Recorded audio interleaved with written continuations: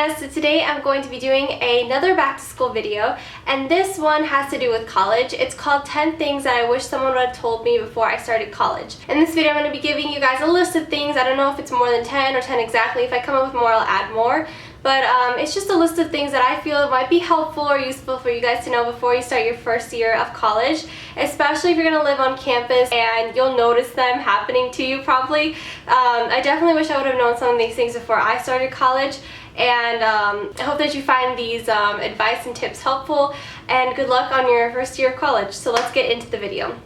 Okay, so the first thing is that my teachers would always say that in college your teachers are not going to baby you, they're not going to tell you what to study, they're not going to tell you what to do. That is false. It is very false. Like, I was expecting my teachers to just sit up on that podium and be like, yeah, this is what you have to do, this is what you have to read, and you can't even talk to me, you can't see me, do not raise your hand in class, like, you know, you're on your own. The thing is that these teachers are there to help you. They still want to help you. And what I mean is that they're going to have office hours for you to go up to them, to go talk to them about like grades or things you don't understand. They give you their email, they give you their phone number. I don't know. I mean, okay, this is weird, but I did call my math teacher like 10 times throughout like my first semester. Everybody thought it was weird. Don't ask. But they are there to help you out and to give you as much advice and, you know, to help you succeed. So your teachers are going to baby you, okay? They're going to be there for you if you take the initiative. They're not going to come up to you and be like, hey, I noticed you're doing really bad in this class. They're not going to care, like, oh, well, some kid's doing bad in my class. If you need help, you go ask for help, and they will help you, okay? They will help you, and they do tell you what to study for your exams, how to prepare for their tests. They'll tell you this is what is on the test. Some of them even give you study guides, and it's nothing like what I expected. I really just expected the teacher to be untouchable and unreachable, and they're not. They're there for you guys to take advantage of if you really want to. Okay, the next tip that I have, you have a really, really nice schedule. You can make yourself a really nice schedule. One tip that I have is to not get morning classes in your first semester. I had morning classes at my first semester, which means that I had 8 a.m. classes every single Monday, Wednesday, Friday, and it was torture. And I just feel like, you know, that's really early to have a morning class, especially something as important as I had chemistry at 8 a.m. and it was really hard for me to concentrate. I'm really thankful that I studied chemistry really well in high school and I remembered it, because I wouldn't have done so well in this class. But because I knew most of my chemistry, I did well. So if you do pick an 8 a.m. class, pick one that you're, you know, you just know really well. Don't pick a hard class you've never done before, because it's going to be impossible to stay awake. As a college student, you are going to stay up really late, which means that you are going to be so tired when you have to get up early for that 8 a.m. class. So I just recommend, you know, make your schedule nice. Give yourself like 3 to 4 classes a day. My third tip or thing that I didn't know is that you have so much homework in college. People would tell me, yeah, college, you don't have that much homework anymore. You just have like exams and like you have like quizzes and stuff. You have so much homework. Like, it's even crazier than high school homework, and you have it every single day. You don't get a break. You do homework like non-stop. Like, it's a bit intense. Like, sometimes I wonder if my teachers understand that I take other classes other than theirs, because it doesn't seem like it.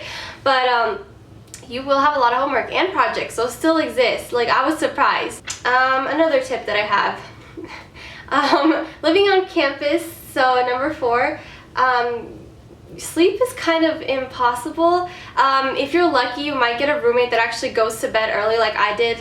Lily would go to bed at like 11, and I'd be so thankful for that, because I would have died if she didn't go to bed that early. My other suite mates would stay up till like 2 in the morning, 3 a.m. Sometimes they would pull all-nighters, and I'm just so thankful that I had Lily. And also get ready to like buy earbuds. Also buy like noise canceling headphones, because people are loud. And even if you close your door, you know, if your other suite mates have friends over or something like that, they can be so loud. And one time I like went out there and yelled at them to like be quiet, I'm trying to sleep, because I was just so tired. And just be prepared, you know, if you have to, go yell at them. You know, sleep is so important in college. Number 5, if you live on campus, just expect people to pretty much live in your room. Sometimes people would come and visit, and they say, like, they spend hours in our room. It'd be like they were a part of like our suite. Sometimes I feel like, oh, you're just gonna move in, huh? Like, we literally say that. And just expect to hang out with people all the time. People are very, very social in the dorms. Like when we first started the first week, nobody was really talking to each other and we were really shy. But after that, it was just too much. Like people will come into your room every single second, come say hi, they want to see this, they need this. You're probably going to go around and visit people, and it's crazy. Like studying is so hard. Which, number 6, the study lounge is not really a study lounge. It's actually a social lounge or entertainment lounge. Like people would go there to study, but they'd also go there to do people watching. I remember like waiting around and waiting just for people to come talk to me. If I was feeling like I wanted to be social, I'd wave at people all the time.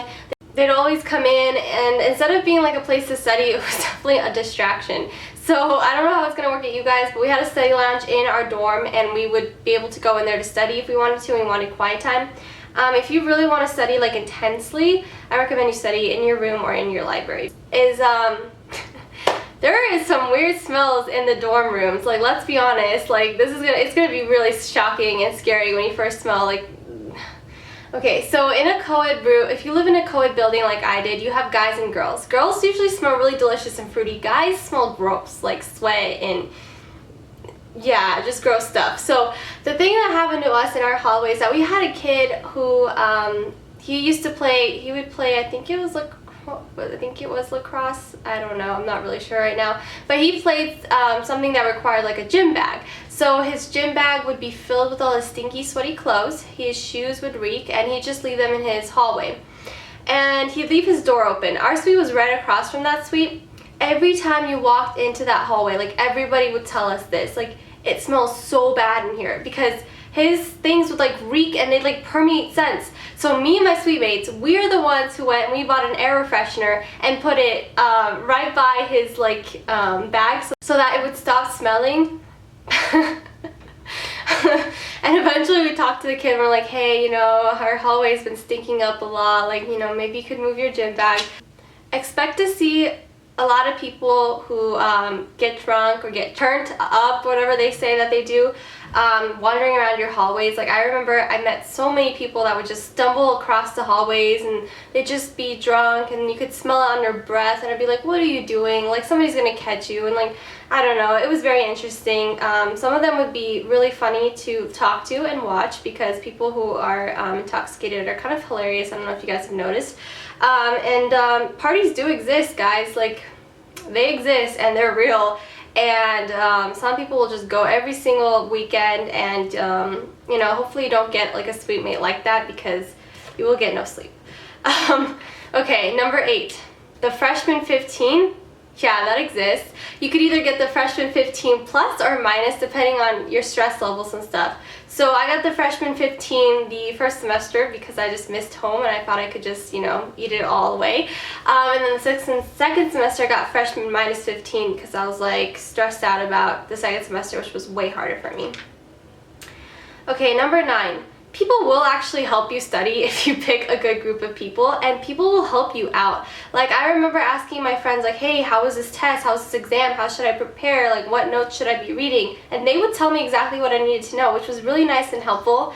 And study groups are really helpful if you pick people who do not, like, who you know that you can trust and who will actually study with you, because there will be people that will just distract you and that's not good. Before you pick your professor, so this is number 10, you must look up their rating. I recommend this, like I just really do recommend this. It's a website called ratemyprofessors.com, and you can type in the name of your professor no matter what university you're going to, and he will come up and you could see his rating.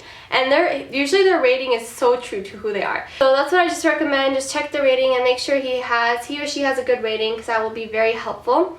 And that is it, I think, for the 10 things that no one told me before I started college. I hope you found this video helpful, and let me know if you guys want more college videos and what back to school videos you want to see. Thanks so much for watching. Bye, guys.